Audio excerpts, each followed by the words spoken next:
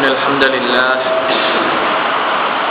نحمده ونستعينه ونستغفره ونعوذ بالله من شرور أنفسنا وسيئات أعمالنا من يهده الله فلا مضل له ومن يضلل فلا هادي له وأشهد أن لا إله إلا الله وحده لا شريك له وأشهد أن محمدا عبده ورسوله أما بعد يا أيها الذين آمنوا اتقوا الله حق تقاته ولا تموتن إلا وأنتم مسلمون يا أيها الناس اتقوا ربكم الذي خلقكم من نفس واحدة وخلق منها زوجها وبث منهما رجالا كثيرا ونساء واتقوا الله الذي تساءلون به والأرحام إن الله كان عليكم رقيبا يا أيها الذين آمنوا اتقوا الله وقولوا قولا سديدا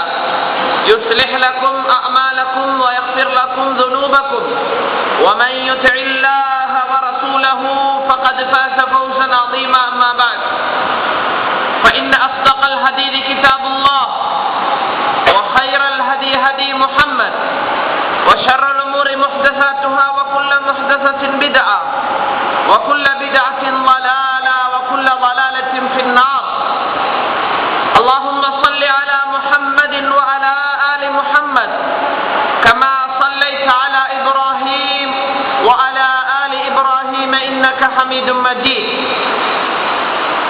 அல்லாஹ்வை புகழ்கிறேன்.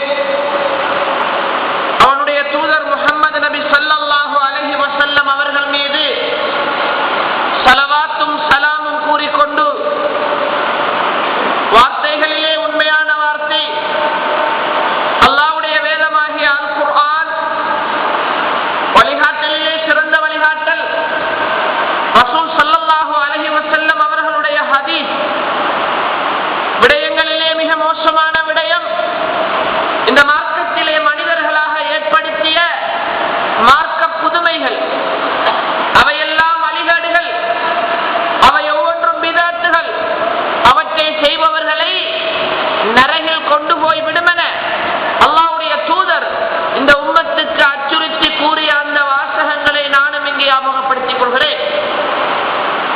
சகோதரர்களே, ரசூல் ஸல்லல்லாஹு அலைஹி வஸல்லம் அவர்கள் கூறுகிறார்கள், மை யுரிதில்லாஹு பிஹி கைரன் யுஃபக்கிஹு ஃபித்தீன். யாருக்கு அல்லாஹ் நல்லதை கொடுக்க வேண்டும் என்று விரும்புகிறானோ அவருக்கு அல்லாஹ் கொடுக்கிற மிகப்பெரிய அருள் இந்த மார்க்கத்தில் விளக்கம், மார்க்கத்தை எப்படி புரிந்து நடப்பது என்கிற அறிவை கொடுப்பான். நண்பர்களே, இன்றைய உலகில் சமூகத்தில் சிறந்தவர்கள் யார் என்று கேட்டால்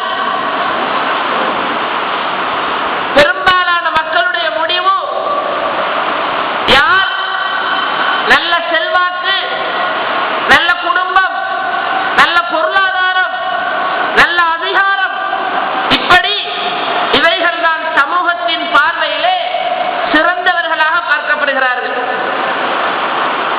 உண்மையில் சில இடங்களில் இந்த மார்க்க கல்வியை தேடுவதையும் மார்க்கத்தை புரிந்து கொள்ள முயற்சிப்பதையும் ஏளனமாக பார்க்கிற நிலைமைகளை காண்கிறோம். நண்பர்களே,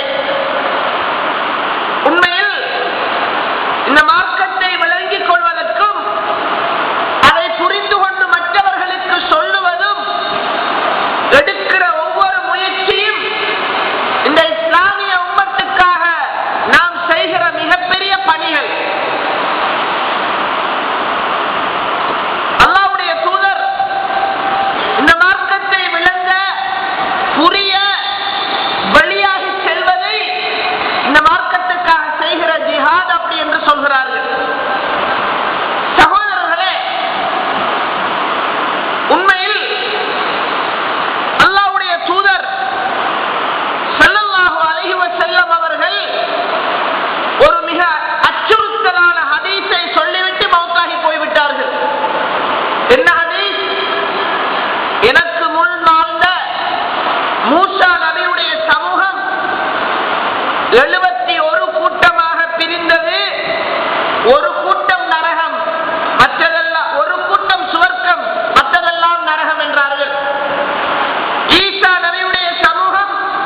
72 பிரிந்தது. ஒரு கூட்டம் சுவர்க்கம், மற்றதெல்லாம் நரகம் என்றார்கள். என்னுடைய சமூகம், என்னுடைய உம்மத் 73 பிரியும். ஒன்று சுவர்க்கம், மற்றது நரகம் என்றார்கள். சகோதரர்களே, உண்மையில் இந்த இடத்திலே அல்லாஹ்வுடைய மிகப்பெரிய ஒரு வசனம் நமக்கு ஞாபகம் வர வேண்டும். அல்லாஹ் சொல்கிறான், லஅம்லஅன்ன ஜஹன்னம மினல் ஜின்னதி வன்னாஸி அஜ்மஈன். மனிதர்களாலும் ஜின்களாலும் நரகத்தை நிரப்புவேன் என்பது என்னுடைய உண்மையான வாக்கு. அல்லாஹ் சொல்கிறார், மனிதர்களை போட்டும் ஜின்களை போட்டும் ஜஹன்னம் நரகத்தை நான் நிரப்புவேன் என்பது அல்லாஹ் சொல்கிறான். இது என்னுடைய உண்மையான வாக்கு. அப்படி என்று அல்லாஹ் சொல்கிறான். நபி ஸல்லல்லாஹு அலைஹி வஸல்லம் அவர்கள் மிஅராஜ் பயணம் சென்று விட்டு வருகிற பொழுது சுவர்க்க நரகத்தை பார்க்கிறார்கள். பார்த்துவிட்டு வந்து சஹாபாக்களுக்கு சொல்கிறார்கள், தோழர்களே, சுவர்க்கத்தை பார்த்தேன், நரகத்தை பார்த்தேன். சுவர்க்கத்திலே அதிகம் ஏழைகள் நுழைவதை பார்த்தேன், சுவர்க்கத்திலே அதிகம் ஆண்கள் நுழைவதை பார்த்தேன், நரகத்திலே செல்வந்தர்கள் நுழைவதை பார்த்தேன், கூடுதலாக பெண்களும் நுழைவதை பார்த்தேன் என்றார்கள். நண்பர்களே, இஸ்லாமிய உம்மத்தில் சொர்க்கத்தை கொண்டு நன்மாராயம் சொல்லப்பட்ட அபூபக்கர் ரலியல்லாஹு அன்ஹு செல்வந்தர் தான். உஸ்மான் ரலியல்லாஹு அன்ஹு செல்வந்தர் தான். அப்துல் ரஹ்மான் இப்னு அவுஃப் செல்வந்தர் தான். ஆனால் அல்லாஹ் சொல்லித் தந்த நியாயமும் நேர்மையும் இறையச்சமும் அல்லாஹ்வின் பால் செலவு செய்கிற அந்த தன்மையும் அந்த தோழர்களிடம் தாராளமாக இருந்தது. அன்பு சகோதரர்களே, சொன்னார்கள் ஸல்லல்லாஹு அலைஹி வஸல்லம், சுவர்க்கத்தை பார்த்தேன், சுவர்க்கத்துக்குள் நுழைய இருக்கிற உம்மத்துக்களை எல்லாம் எனக்கு காண்பிக்கப்பட்டது. சில நபிமார்களை பார்த்தேன், அவர்களை பின்பற்றிய மனிதர்கள் ரொம்ப கொஞ்சமானவர்களாக இருந்தார்கள். ஒரு நபியை பார்த்தேன், அவரை ஏற்றுக்கொண்ட மக்கள் 8, 9, 7 இப்படி இருந்தார்கள். சில நபிமார்களை பார்த்தேன், அவரை ஏற்றுக்கொண்ட மக்கள் 2, 3 பேர் தான் இருந்தார்கள். ஒரு நபியை கண்டேன், அவரை யாருமே ஏற்றுக்கொள்ளவில்லை, அவர் மட்டும் சுவர்க்கத்துக்கு போக வந்தார் என்று ரசூல் ஸல்லல்லாஹு அலைஹி வஸல்லம் சொல்கிறார்கள். உண்மை சகோதரர்களே, இந்த ஹதீஸ் இது பொய் அல்ல, இது வெறும் கதை அல்ல, அல்லாஹ்வுடைய தூதர் சொல்லுகிற சஹீஹான ஹதீஸ். அப்படியாக இருந்தால் குர்ஆனிலே அல்லாஹ் சொல்கிறானே, நூஹ் நபி அலைஹிஸ்ஸலாம் இந்த பூமியிலே 950 வருடம் வாழ்ந்தார். அவரை பின்பற்றியது வெறும் 100க்குட்பட்ட சில மனிதர்கள் தான். சகோதரர்களே, ஏலவே சொன்னேனே, இந்த மார்க்கம் என்பது அவ்வளவு பெருமதியானது. சுவர்க்கம் என்பது மனித சிந்தனைகளால் விலை மதிக்க முடியாதது. இந்த கௌரவமான பெருமதிமிக்க சுவர்க்கத்தில் நுழைகிற மனிதர்கள் அல்லாஹ்வை முழுமையாக அஞ்சியவர்களாக இருப்பார்கள். அந்த மனிதர்கள் அல்லாஹ்வுடைய கட்டளைகளை அல்லாஹ் சொல்கின்ற மாதிரியே எடுத்து நடக்கிறவர்களாக இருப்பார்கள். அதற்கு இஸ்லாமிய அறிவு தேவை, விளக்கம் தேவை. அதனாலே தான் ஸல்லல்லாஹு அலைஹி வஸல்லம் சொன்னார்கள், யாருக்கு அல்லாஹ் நலவை நாடுகின்றானோ அவருக்கு மார்க்கத்தில் விளக்கத்தை கொடுப்பார். சகோதரர்களே, இன்று இந்த உலகில் நிறைய முஸ்லிம் பெயர்களை கொண்ட மனிதர்கள் கணிசமாக வாழுகிறார்கள். அவர்களுக்கும் இஸ்லாத்துக்கும் உள்ள உறவு, அவர் ஒரு முஸ்லிம் பெயர் வைத்திருக்கிறார். முஸ்லிம் பெயர் வைத்திருப்பதற்காக ஒருவர் சுவர்க்கம் போக வேண்டும் என்றால், அல்லாஹ்வுடைய தூதருடைய காலத்திலே பல அப்துல்லாக்கள் சுவர்க்கம் போயிருப்பார்கள். நபியுடைய காலத்தில் நிறைய மக்கா குறைஷிகளுடைய பெயர் அப்துல்லா, அல்லாஹ்வின் அடிமை. சகோதரர்களே, உண்மையில் இன்று நம் சமூகத்தில் இருக்கிற பல ஷிர்க்குகள் அன்று இல்லை என்றும் சொல்ற அளவுக்கு அல்லாஹ்வை ரப்பாக அந்த மக்கள் ஏற்றிருந்தார்கள். யார்? மக்காவிலே அல்லாஹ் அல்லாத தெய்வங்களை வணங்கி வந்த மக்கள்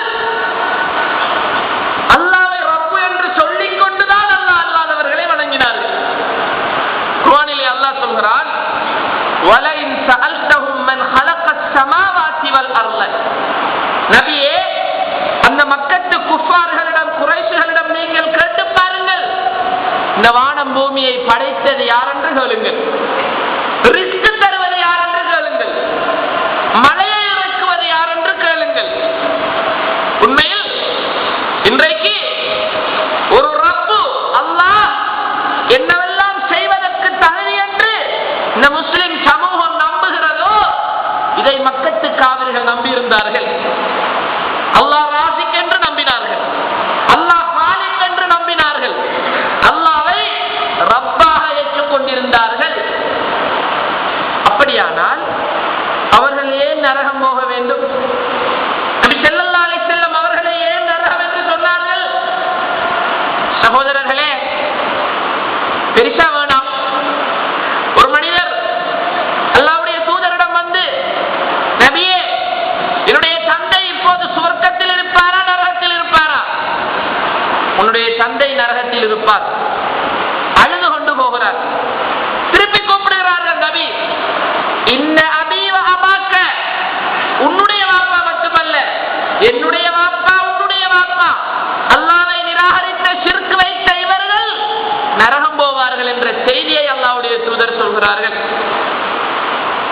அல்லாஹ்வுடைய தூதருடைய சிறிய தந்தை அபூ தாலிப், இஸ்லாம் வளர்வதற்கு மிக மிக பக்கபலமாக இருந்த அபூ தாலிப் கடைசி வரைக்கும் கலிமா சொல்லாமலே மௌத்தா போனார். சகோதரர்களே, ஆனால் இந்த முஸ்லிம் சமூகத்திலே கணிசமான மக்கள் என்ன நினைக்கிறோம் என்றால், என்னுடைய குடும்பம் சுவர்க்கம், என்னுடைய நானா, என்னுடைய தம்பி, என்னுடைய தாய் தந்தை, கிட்டத்தட்ட எங்க ஊர் எல்லாமே சொர்க்கம் என்று நாம நினைச்சுக்கிறோம். சகோதரர்களே, சொர்க்கம் மிக பெருமதியானது. சொர்க்கம் மிக மிக பெருமதியானது. குறிப்பாக மௌத்தாகிற போது ஷிர்கிலிருந்து தௌபா செய்யாமல் மௌத்தானால் அல்லாஹ் சொல்கிறான், நான் மன்னிக்கவே மாட்டேன். இன்னல்லாஹ லா யக்ஃபிரு அன் யுஷ்ரக பிஹி வ யக்ஃபிரு மா தூன ذلك லிமன் யஷா. நான் விரும்பினால், அதுவும் நான் விரும்பினால், சில மனிதர்களுக்கு ஷிர்க் அல்லாத பாவங்களை மன்னிப்பேன். ஷிர்க்கை நான் மன்னிக்கவே மாட்டேன் தௌபா செய்யாமல் மௌத்தானால். சகோதரர்களே, அப்படியானால் நமது சமூகத்திலே இன்று இந்த இணை வைப்பு என்கிறது குறைந்திருக்கிறதா கூடியிருக்கிறதா? சில சகோதரர்களை கேட்டு பார்ப்போம். அவர்களுடைய கொள்கை என்ன? நாங்கள் இப்போது முன்ன மாதிரி அல்லாஹ் அல்லாதவர்களை எல்லாம் அழைத்து பிரார்த்திப்பதில்லை, கந்தூரிக்கு நேர்ச்சி எல்லாம் செய்வதில்லை, கபரிடத்திலே போய் நாங்கள் இப்போது பெரிய வணக்கம் எல்லாம் செய்வதில்லை. ஆனாலும் அவுலியாக்கள் தைரியமானவர்களே, அசாதாரணமானவர்களா? அவுலியாக்கள் எவ்வளவு எல்லாம் இந்த உலகத்தில் சாதிச்சிருக்கிறாங்க. அவங்களை நேசிக்கிறோம், அவங்களை நாங்க முரண்பட்டுக் கொள்வதில்லை. இப்படி சொல்லுகிற சில நண்பர்களை இன்றைக்கு பார்க்கிறோம். அன்புள்ளவர்களே, இந்த ஷிர்க் இன்றைக்கு பல புதிய வடிவங்களில் நம் சமூகத்துக்குள் நுழைகிறது. அதிலே ஒன்றுதான் பாசம் கொள்ளுதல் என்ற பெயரால் ஷிர்க் நுழைகிறது. ஒரு சின்ன உதாரணம் சொல்லவா சகோதரர்களே? நாமெல்லாம் வஜ்ஜகத்திலே அல்லாஹ்விடம் என்ன சொல்கிறோம்? இறைவா, என்னுடைய வாழ்வு வஹயாத்தி வமமாத்தி, என்னுடைய வாழ்வு என்னுடைய மௌத்து எல்லாமே உனக்குத்தான் இறைவா. இன்றைக்கு முஸ்லிம் பெயர் வாங்கிய இளைஞன் காதல் என்ற பெயரால் ஷிர்க் வைக்கிறான். சில போது உங்களுடைய மனத்தில் ஏற்றுக்கொள்வதற்கு சங்கடமாயிருக்கலாம். ஏன் தெரியுமா நண்பர்களே? ஒரு மனிதனுடைய வாழ்வும் ஒரு மனிதனுடைய மரணமும் அல்லாஹ் ஒருவனுக்காகத்தான் இருக்க முடியும். ஆனால் இந்த சினிமாக்களால் தாக்கப்பட்ட இளைஞன் இன்றைக்கு என்ன சொல்கிறார்? அல்லது யுவதி என்ன சொல்கிறார்? நான் வாழ்வதும் அவனுக்குத்தான், நான் சாவதும் அவனுக்குத்தான். சுப்ஹானல்லாஹ், லா ஹவ்ல வலா குவத்த இல்லா பில்லாஹ். எப்படி ஒரு புதுனமான ஷிர்க் இன்றைக்கு நுழைகிறது நண்பர்களே. இன்றைக்கு மீடியாக்களிலும் போன்களிலும் உங்களுடைய எதிர்கால அம்சங்களை சொல்லுகிற சில சாஃப்ட்வேர்கள் உருவாகிவிட்டது. சாதாரணமாக முஸ்லிம்களே இன்றைக்கு இந்த மீடியாக்களிலே என்னுடைய ராசி,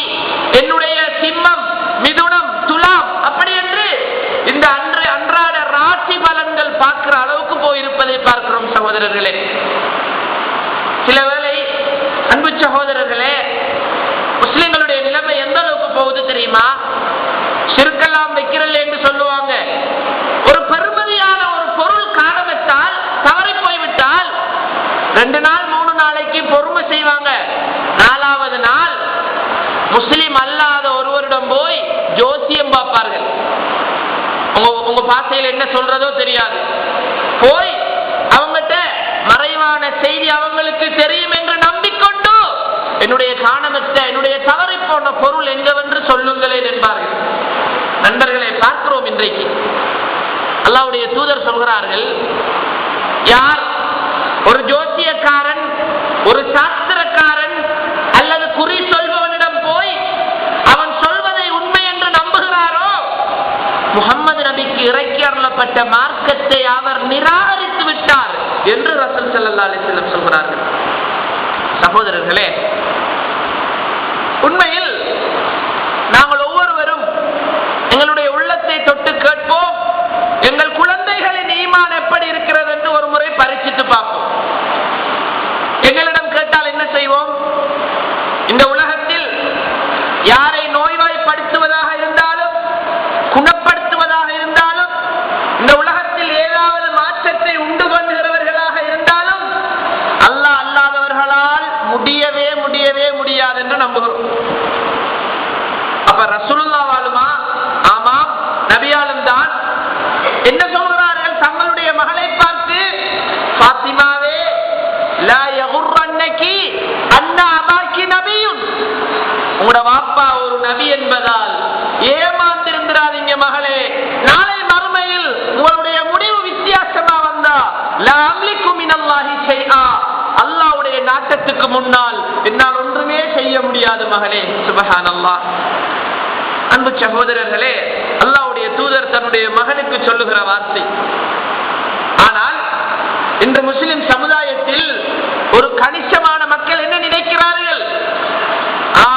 இஸ்லாமிய புது வருடம் பிறந்தது, முஹர்ரம், சஃபர், இனி ரபியுல் அவ்வல் வருகிறது, எங்களுக்கெல்லாம் வசந்த காலம் வருகிறது, நபி இனி வந்து எங்களுக்கெல்லாம் அருள் செய்ய போகிறார் என்று நம்புகிற பல மக்களை பார்க்கிறோம். சகோதரர்களே, ரபியுல் அவ்வல் வந்தால் பல மௌலூதுகள் நமது முஸ்லிம் சமூகத்திலே பாடப்படும்.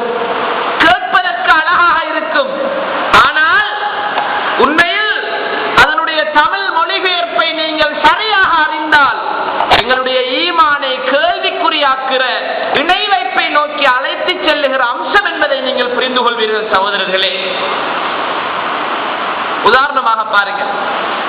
ரபியுல் அவ்வல் மாதம் பிறந்தால் அல்லாஹ்வுடைய தூதர் பிறந்த சந்தோஷத்திலே பாடுகிறோம் என்று சொல்லிக்கொண்டு அல்லாஹ்வுடைய தூதரை கொச்சப்படுத்துகிற பாடல்கள் இந்த முஸ்லிம் சமுதாயத்துக்கு வரும். அஹ்யா ரபியல் கல்பி ஷஹ்ருல் மௌலிதி ஷஹ்ரும் பதா ஃபீஹி ஜமால் முஹம்மதி, இப்படியெல்லாம் பாடல்களை பாடுவார்கள்.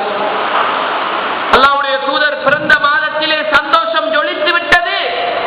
நபி ஸல்லல்லாஹு அலைஹி வஸல்லம் பிறந்த போது அன்று அந்த கிஸ்ரா மன்னனுடைய கோட்டையெல்லாம் இடித்து விழுந்ததாம், மக்களுடைய நெருப்பெல்லாம் அணைந்து போனதாம். நபி ஸல்லல்லாஹு அலைஹி வஸல்லம் ஹத்னா செய்யப்பட்டவர்களாக பிறந்தார்கள். சகோதரர்களே, நம் முஸ்லிம் சமூகத்திலே நிறைய பேர் நம்புறாங்க நபி ஸல்லல்லாஹு அலைஹி வஸல்லம் ஹத்னா செய்யப்பட்டவர்களாக பிறந்தார்களாம். உண்மையில் நமக்கெல்லாம் சந்தோஷம். நம்முடைய நபியை அப்படி பாராட்டினா, நமக்கெல்லாம் ஆசை இல்லையா நபியை பார்க்கணும் என்று? நாளை மறுமையில் எங்கட நபியை காட்டினா ஓடி போய் கட்டி அணைத்து கொஞ்ச மாட்டோமா? பாசம் இருக்கிறது நண்பர்களே. ஆனால் அல்லாஹ்வும் ரசூலும் நபியை எப்படி நம்ப வேண்டும் என்று நமக்கு சொல்லி தந்திருக்கிறார்கள். முதலாவது, நபி என்பது ஒரு மனிதன், இறைவன் அல்ல. நபி என்பது ஒரு மனிதன். நபிக்கு நோய் வந்தது, நபி சிறுநீர் கழித்தார்கள், நபி யுத்தத்திலே காயப்பட்டார்கள், மனிதன் என்ற வகையிலே வறுமைப்பட்டார்கள். அல்லாஹ்வுடைய அருளால் சில நல்ல விஷயங்களையும் அனுபவித்தார்கள். அல்லாஹ்வுடைய உதவி கொண்டு சில எதிர்காலத்தில் நடக்க இருக்கிற செய்திகளையும் சொன்னார்கள். இன்றைக்கு சில மௌலானாக்கள், சில நாதாக்கள், சில ஷேக்மார்கள், சில தரீகாக்களின் தலைவர்களிடம் மறைவான அறிவு இருக்கிறது என்று சமூகம் நம்புகிறது. அதனாலேதான் ஒரு எக்ஸாம் எழுத போறாலும் போய் ஷேக்கிட்ட சொல்லி சொல்லிட்டு போறான், பெரியாரே எக்ஸாம் எழுத போறேன், கொஞ்சம் நம்மளை பார்த்து கவனிச்சு கொள்ளுங்க அப்படி என்று. சகோதரர்களே, ரசூல் ஸல்லல்லாஹு அலைஹி வஸல்லம் இந்த சமூகத்திற்கு ஒரு செய்தியை சொல்லுங்கள் என்று அல்லாஹ் சொல்கிறான். நபியே நீங்க சொல்லுங்க, உங்களுடைய சமூகத்தை பார்த்து சொல்லுங்க, லா அலமுல் கைப, எனக்கு மறைவான அறிவு தெரியாது. வலவ் குந்து அலமுல் கைப, மறைவான அறிவு எனக்கு தெரிந்திருந்தால் லஸ்தக்தர்து மினல் கைர், கூட நன்மைகளை அள்ளி கட்டுகிறவனாக நான் இருந்திருப்பேன் என்று நபியே நீங்கள் சொல்லுங்கள். லா ஹவ்ல வலா குவத்த இல்லா பில்லாஹ். நண்பர்களே, சகோதரர்களே, இந்த சமூகத்திலே மறைவான அறிவும் விசேட ஆற்றலும் அல்லாஹ் அல்லாதவர்களிடம் இருக்கிறது என்று நம்பப்படுகிற வரைக்கும் சில இடங்களிலே பார்க்கிறோமே, அந்நிய சமய தலைவர்களிடம் போய் துஆ கூடு போட்டுக் கொண்டு வருகிற நிலைமை இன்னும் இருக்கிறது நம் சமூகத்திலே. சகோதரர்களே, குர்ஆனிலே அல்லாஹ் சொல்கிறான், வலகத் பஅத்னா ஃபீ குல்லி உம்மத்தின் ரசூலா அன் இஅ்புதுல்லாஹ வஜ்தனிபுத் தாகூத். இந்த ஒவ்வொரு சமூகத்துக்கும் நபிமார்களை நாங்கள் அனுப்பினோம். என்ன சொல்லி அனுப்பினோம் தெரியுமா? அல்லாஹ்வை மட்டும் வணங்க வேண்டும், அல்லாஹ் அல்லாமல் அழைத்து பிரார்த்திக்கப்படுகிற, எதிர்பார்க்கப்படுகிற, பூஜிக்கப்படுகிற, அறுத்து பலியிடப்படுகிற எல்லா அல்லாஹ் அல்லாதவர்களையும் நிராகரியுங்கள் என்றுதான் சொல்லி அனுப்பினோம். சகோதரர்களே, இவ்வாறு இந்த உம்மத்திலே இந்த ரபியுல் அவ்வல் வந்தாலும் இன்னும் பல்வேறு காரணிகளாலும் இந்த ஷிர்க் தொடர்ந்து அரங்கேறி வருவது ஒரு கவலையான விடயம். அல்லாஹ்வுடைய தூதர் மௌத்தாக மட்டுக்கும் ஷிர்க்கை பற்றி எச்சரித்துக் கொண்டே இருந்தார்கள். சகோதரர்களே, இப்போது நம் சமூகத்திலே சில வேறு வகையான ஷிர்க்குகள் இருப்பதை பார்க்கிறோம். ஒவ்வொரு ஊரிலும் ஒவ்வொரு வகையான பிரச்சனை. சில நண்பர்கள் என்ன நினைக்கிறார்கள், நல்ல மார்க்கம்தான் இஸ்லாம், இஸ்லாத்துடைய ஈமான், இறைவனை பற்றிய நம்பிக்கையும் நல்லதுதான், ஆனா இஸ்லாம் சொல்லுகிற அந்த வியாபார முறையெல்லாம் எனக்கு கஷ்டம், எப்படி வட்டி இல்லாமல் பிசினஸ் செய்யறது அப்படி கேட்கிற முஸ்லிம்களை பார்க்கிறோம். சகோதரர்களே, உண்மையில் இந்த மனிதனை படைத்த அல்லாஹ் மனிதனுக்கு எவ்வளவு ஆயுள் கொடுக்க வேண்டும் என்று முடிவெடுத்த அல்லாஹ், இந்த மனிதனுக்கு எந்த உணவு ஹராம் ஹலால் என்று தீர்மானித்த அல்லாஹ், இந்த மனிதன் எப்போது இந்த பூமியை விட்டு பிரிவான் என்று ஏழவே முடிவு செய்த அல்லாஹ், அந்த அல்லாஹ் சொல்கிறான், மனிதா இன்னஹாதா சிராத்தி முஸ்தகீமா, இதுதான் என்னுடைய நேரான பாதை மனிதா, உனக்கு நான் தந்திருக்கிற மார்க்கம் அல்லாஹ்வாகிய நான் இறக்கி வைத்த மார்க்கம். அலா அலில்லாஹி அத்தீனுல் ஹாலிஸ், தூய்மையான இந்த மார்க்கம் அல்லாஹ்வுக்கு சொந்தமானது. உனக்கு பிடிக்கவில்லையா? வட்டி அடிப்படையிலான, வட்டி இல்லாத வியாபாரம் உன்னால் செய்ய முடியவில்லையா? சீதனம் இல்லாத திருமணம் உன்னால் செய்ய முடியவில்லையா? சித்தாந்தங்களை தவிர்க்க முடியவில்லையா? அன்பர்களே, முஸ்லிம்களிடத்திலே இன்றைக்கு தோன்றி இருக்கிற ஒரு கொடூரமான கொள்கைதான் உங்களுக்கு புரியும் என்று நினைக்கிறேன். இன்றைக்கு அரபு நாடுகளிலும் கூட தொற்றி இருக்கிற ஒரு பயங்கரமான நோய் மதச்சார்பின்மைங்கிற சிந்தனை. மதச்சார்பின்மை என்ன அம்சம்? மார்க்கங்கள், சமயங்கள் பள்ளியோடு மாத்திரம் நின்று கொள்ள வேண்டும். கல்வி, பொருளாதாரம், சமூக நடவடிக்கைகளில் மார்க்கம் எங்களே கேள்வி கேட்கக்கூடாது, அப்படி சொல்லுகிற ஒரு கலாச்சாரம். நண்பர்களே, இந்த உலகத்திலே முதலாளித்துவத்தை தோற்றுவித்தவர்களால் கூட அந்த சித்தாந்தத்தை எடுத்து நடக்க முடியவில்லை. பொது உடைமைவாதத்தை பேசியவர்களால் கூட அதை தங்கள் சொந்த வாழ்க்கையிலே நடைமுறை